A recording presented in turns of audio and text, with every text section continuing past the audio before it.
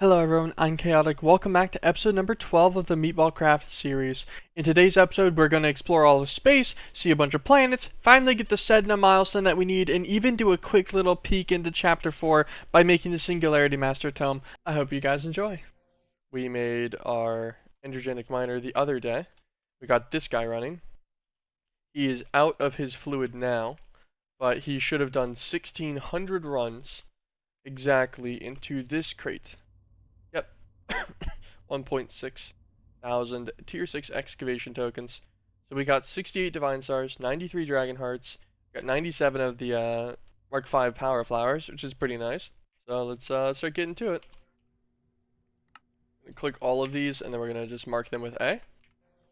So I realized looking at the concrete that we actually need some water chicken eggs. So we're going to go and just take a little trip into chickens. Chickens are pretty simple. You just capture them all.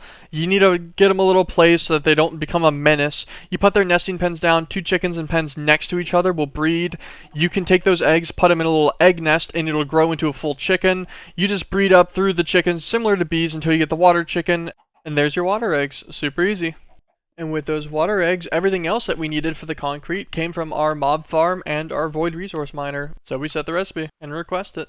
We already had the stuff needed for the structure towers, so we just request them. Get that guy out of the way. We need a guidance computer. Okay, so we need the precision assembler for this guy. Oh, goddamn. Maybe 40. Maybe 40 of them will be the goal. So carbon plates, redstone plates, basic machine frames. So we'll need 36 of those. We need 80 wafers, a bunch of aluminum plates. So I guess we'll start on bulk crafting some of this. Just throw in like 6 stacks of carbon bricks. I think that'll be plenty. While we wait on those, we just make up our fuel tanks we'll need. The main structure blocks do need some maize wafers, which we can just make in our carbonite and power we already have. And with loading up the carbonite and power, we'd actually ended the last stream, but here's the next stream where it's all nice and done, and we can have all of our wafers we need. So I want to say we made 150 of those so that we could make 75 of these guys. Yeah. So now this guy's steel wire, aluminum plates, copper wire, and spirit fruit. So leave that for spirit fruit and try to evade it. God, that is really an FPS shredder, huh? It works great though. You can't say it doesn't. Whenever you sit there and you look at my 348 spirit fruit that I got extremely quickly, and you tell me that doesn't work great, I think you're a liar. Do just everything our inventory can here. Should be fine. Rocket assembling machine.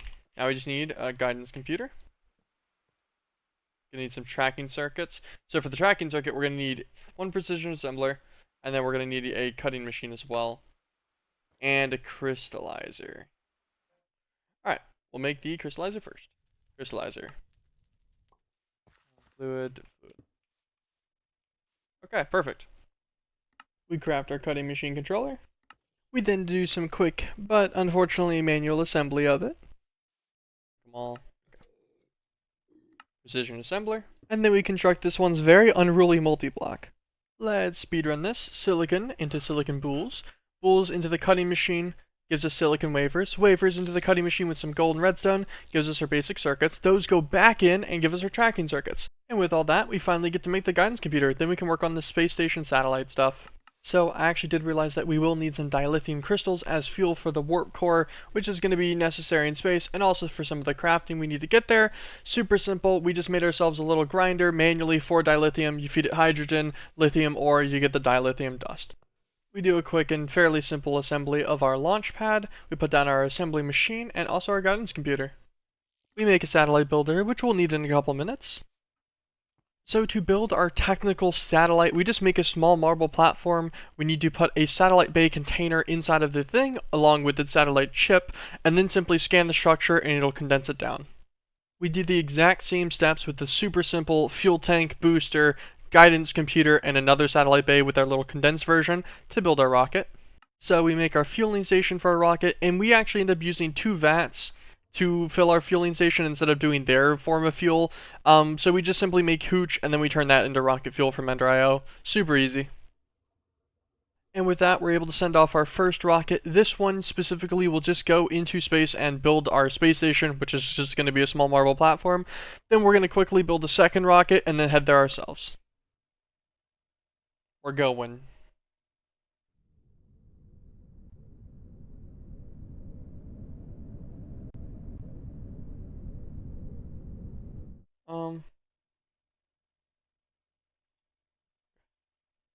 I can still fly here. Okay. Now, we need the warp core. And the warp controller. Okay. 4 control circuit boards, some cold iron plates, some redstone inlays, some vis resonators, a little bit of pink slime. We need more pink slime, some iridium coils, some complex things, some plutonium ingots, some more redstone inlays, some more cold iron. Okay. We'll craft some redstone inlays. A quick craft of the complex mechanisms. Arc furnace plutonium dust into ingots. Pretty easy. Now we should have warp core. There we go. Warp controller and warp core. We build up our little warping multi-block. Also, make sure you use the proper titanium block for Vulps. Other ones don't work, as I've figured out after like 20 minutes. And after feeding it some dilithium crystals, which are just crystallized dilithium dust, we warp on over to Osiris. We rebuild a cooler rocket since we had to disassemble ours after making the space station, and we also realized that we can actually use our Enderium effect on our shuriken to pick up the rocket entity and move it around that way, which is pretty funny, so that's what we'll use. Even if sometimes it looks a little funny. We redeploy our rocket onto the space station, we shift right click it to open up its targeting menu, and we select the planet Osiris to launch off of the space station and land on the surface. Okay, what do we got going on Osiris? Modest hives.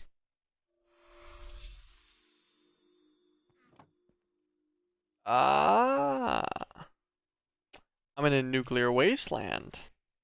Nice. So it was 8 mithrilium around a black metal. I'll try my best to remember this. Okay guys, so while I go through the structures in the background, I'll give a quick overview of the planets and how they work. Every planet has its own handmade puzzle that you will need to solve for regression, and they're all solvable by information that you'll find in the generated structures and such on the planets. I won't go over each puzzle in the video as I do respect Synog's work on them, but they do have solutions in the JEI if you ever get stuck, or if you simply don't want to puzzle solve, and if for some reason they don't, you can always check out the Discord as well. I really recommend it, it's a great tool for this mod pack. Armor Callstone. Every completion of a puzzle will give you what's considered their planetary spinel, and all of these spinels can be combined to make the spinel rings, and you can manually craft those rings into the specialty stones of each one to save yourself some mining. I spent about 25 minutes before I gave up on doing that ever again. Armored. Once we acquire the spinels, we're done on a planet, and so we head on to the next one. Our next planet of choice shall be Ptah. We're descending. A flask of the turtle shell, a flask of the wings, a flask of the necromancer, a flask of the all might. Wait, a radiant queen. Oh, beacon combs.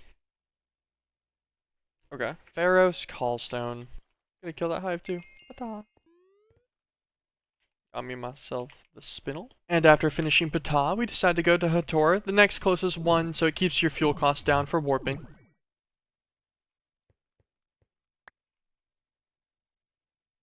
An anti-bone. Okay. If we can. Oh, hydras.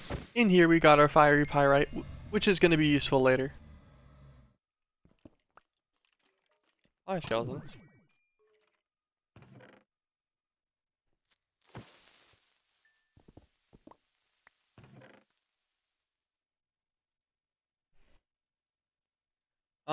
This is probably gonna be a boss or something, right?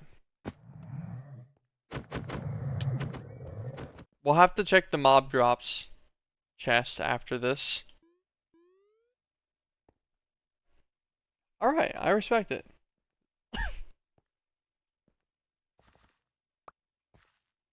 Sacred Oak Sapling. Good old Hathor Spinel. And the Trinity Queen. What's Trinity Queen do? Trinity Comb. Make triquetras. Okay, we're gonna actually work to Luna. Okay, on to Luna. Okay, Arbiter Fragment. A little bit essential apiary. Tax Collector Queen. That was all we could find on Luna for now, and this was also the end of stream number 2, so we move on to day number 3 where we finish the rest of the planets out. So we need Oi, which is a moon, I believe, Phallicer, Orcus, Europa. And then Sedna needs an artifact, and I'm not sure if Hamia needs an artifact too. So we will select Oi. We're gonna warp. Bink. Another wasteland. Oh, that's a fluid. I don't know what fluid, but probably hella irradiating. Is that just liquid death? Oh. Yeah, I think that's liquid death. I want it.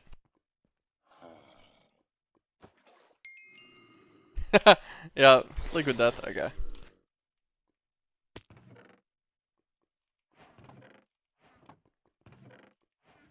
Okay.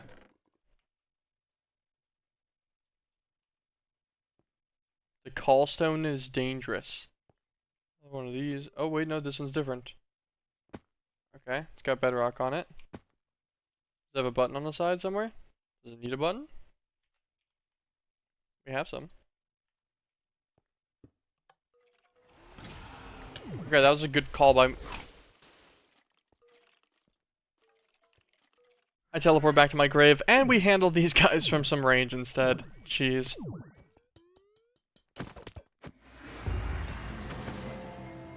Yeah, so... I am positive that what happened was this guy tagged me with like his like swing attack or whatever instantly after I summoned him and it killed me. Unburied callstone.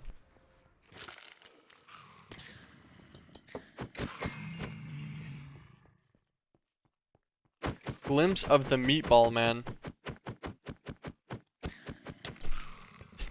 That was so loud for me for some reason. I don't know if that transmitted through the stream as loud as that was on my side. That spooked me a little bit. Whenever I got hit by the feral goal. Alright, we took out the glimpse. Gives us a fizzle queen. Oh, I didn't even notice I got the spinel. I was like, where's the spinel at? Now we warp on over to Europa. Fuel cost of just 1. This structure has the puzzle hint on just pieces of paper and a tax collector queen. We find some runes which are relevant to the puzzle whenever you try to figure it out yourself. Also the Rod of Lisa, which should be able to steal items but didn't seem to work for me, so I don't know. We make the callstone after finishing the puzzle, and it gives us a couple queens that'll be useful way later. Shire Empire Queen. Twilight Horde Queen. Europa to Phallicer. Goodbye me. Okay, everyone already understands how this goes by now. Phallicer was a pretty simple planet. We go, we find some random guns that were unrelated. We find some part pieces for the laser gun as well, which we're not ever going to use, at least so far. And then we also find some additional bees and such, which are related to the puzzle. The puzzle's not too difficult. You can find it out pretty fast. We solve it to get our callstone, which gives us both our spinel and a bee that's really only useful if you want to mess with the ranged guns. We never end up messing with these either. Since Phallicer Orcus are actually a planetary moon combo, we could just launch straight off of Phallicer onto Orcus, directly from our ship, no warping needed. Whatever that is. Like this dude. Locks a sword pedestal. The Aquatooth sword. Oh look, another sword. A different sword again. One sword. And for the millionth time, another sword, who would have thought? This is what the puzzle hint structure looks like. Oh, we got a bee.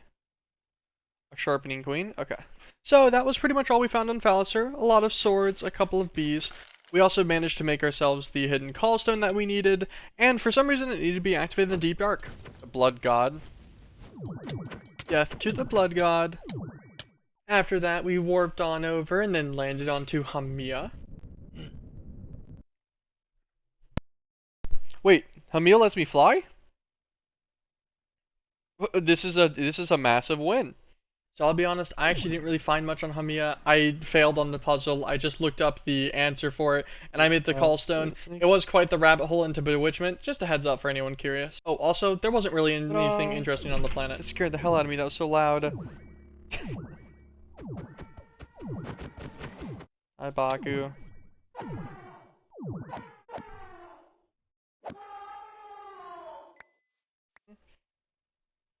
Demonologist queens.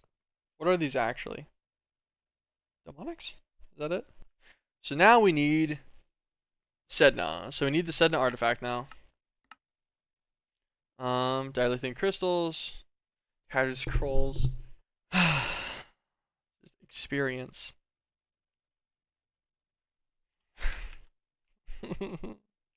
I don't want to do this anymore. Another rabbit hole. Now we get to go to the emptiness.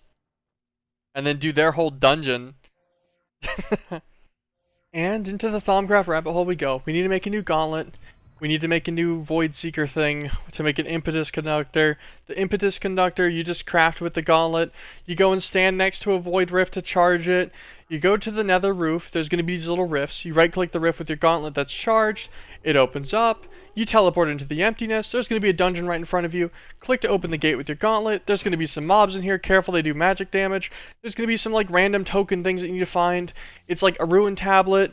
And then you go through like a little maze thing to get to the next area. There's like some spiders and stuff in there. They're kind of annoying.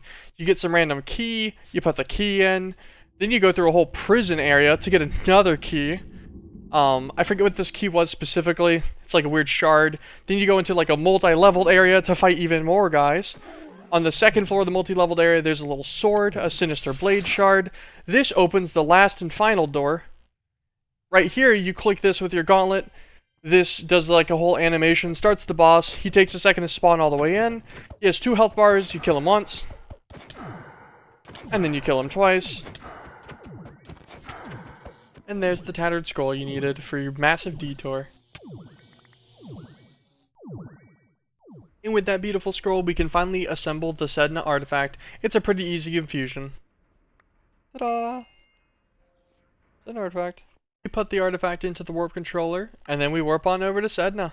Okay, let's drop on into Sedna. First things first, we see a structure immediately, has a gravity queen. This will be useful later, we need her combs for things. We also go and collect a bit of all of the crystals. You need these for the plasmatic condenser to get more Sednanite. We get a chest and a random little star structure on the floor. It's got 2 spatial pylons and Stygian iron, which we're going to need for deep mob evolution. These little green asteroids have 7 Sednanite ore in each one. So we found 3 of them. They're pretty rare, so we didn't find more than that. We tripled it pretty simply in an induction smelter, which pulls us a solid 63 Sednanite. We finished the little puzzle, which does involve Sednanite and that gravity bee, but that's the only hints I'll give for that. And it gives us an energy hive. That concludes everything useful from Sedna. And after finishing Sedna, that was the end of stream number 3. We move on to stream number 4, with the main objective being getting into chapter 4 and cleaning up a couple of the systems around the base. 62 ingots worth. These Sednanite rods, these are going to require either a metal press or a lathe. I was actually looking at the multi-block. This didn't seem hard at all, so I figure we'll just make the lathe for it. Everything else about this seems pretty easy. We need ender cores and infused soulstone, so this is going to require another 4 Sednanite. And we'll require a little bit of a soul, imperium, and census, which shouldn't be that bad to set up. And this takes all of the different specialty rocks found on the planets. So we'll have to make ourselves the spinel ring as well, which is going to be all of the spinels over a combination craft. We encode all of the recipes. Spinel ring. Let's make one. Beautiful. Yeah, okay. So actually just cobblestone. So just cobblestone can make all of the different stones from each planet. Very simply.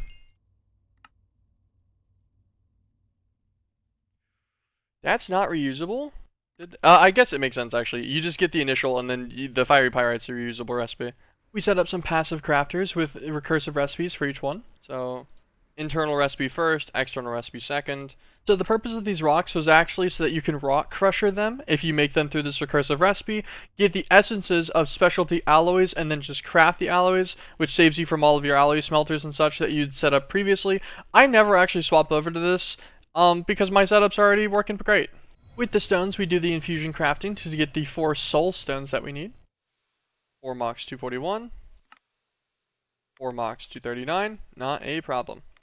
I make the lathe multi-block for the Sednanite rods. Do keep in mind, if you put the energy hive on this and you get the 16x multiplier, that requires the recipe to use the 16x. It can't do smaller variations of recipes. It sets all of the recipes by that multiplier explicitly.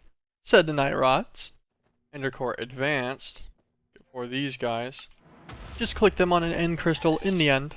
We did the singularities pretty much manual. Okay, and this should be everything to craft the Singularity Master Manual. Perfect. This manual is going to make the world a little bit harder again. I don't know what new armor they're going to get, but we unlock the divine stage. And this should show us the recipes for making realm stones. Okay, that doesn't look horrible. Twilight clock. Also doesn't look horrible. A quick alloy of arcanium and snowflakes to get divine flakes. We rolling machine a few Erebus materials together to get our jade plates. We empower Twilight Forest boss parts into Twilight Essence. Combine collector fragments and divine stones into collecting stones. Using empower again with some between lands items, we can make ourselves the Rift Essence. For the Aether Essence, we're actually missing one of the dungeon blocks, so we run the Valkyrie dungeon real fast. It's a pretty simple dungeon, collect the medals, fight the Valkyrie Queen, and then all we have to do is craft them all together, and it has EMC. The Twilight Clock. Craft. And the Realm Stone. Craft. Beautiful. The big picture, chapter 4. Okay, so the Twilight Clock will be used on like the Divine Rocks and everything. So Divine Rocks get us into Eden. So we can actually do that right now. Make our Divine Rock. Has EMC, no problem. And this will be our portal to Eden. With the Twilight Clock. Beautiful. So I actually made the Ancient Teleporter frame as well in an attempt to collect the Realm Stone on it. Before I realized that Realm Stones are actually meant to be crafted into dimension-specific Realm Stones, like Lalicia, Haven, etc. And then those are clicked on the center, but the actual portal frame is the same for all of them. While I was looking at cool new things we unlocked, I actually did realize that there's a recipe for Molten Sednite, where melting down 2 ingots of it gives you a bucket of all 4 of the base resource miners' operational fluids. This is great. Small quality of life detour. The seared bricks on our base being tile entities blocked me from using copy and paste gadgets and other similar tools, and it was extremely annoying. So we finally use an RF Tools filter to the seared stone, remove it all, and we swap it with a lighter colored stone instead that isn't a tile entity. So an unfortunate but amusing side effect is this actually broke the pressure plates for some reason underneath my Botania mana generation setup, which breaks it, but our mana backlog actually makes us all the way to the creative mana pool anyways, so it's okay. We build out our chicken floor with slots for mechanized coops, which we don't actually end up using that many of, unfortunately. We do, however, add on another floor that gets used, which is set up on some basic design plans to fit all of the different mythical miners in here that we're going to make throughout the pack. And after that last little bit of base building, that's going to be the end of the episode, everybody. Thank you so much for watching episode number 12. I hope that you guys like the amount of progression I'm doing. I'm really trying to mix in enough of like progression, explanation of everything that I'm actually going through, but not showing every single bit of the tediousness of like recipes and such. Especially ones that I feel like are considered like more common knowledge, and I do try to make sure I show everything that is like a little bit weird, a little bit new, custom to the pack, stuff like that, and make sure that people can miss some of the hiccups that I've met along the way. Thank you guys so much for all the support on this series, though. It means the absolute world to me. It's been a fantastic time making it, and I'll keep going. We are still only about halfway through the video backlog, so there's a lot more coming. I hope you guys have an absolutely fantastic afternoon, and I'll see you all in the next one. Peace.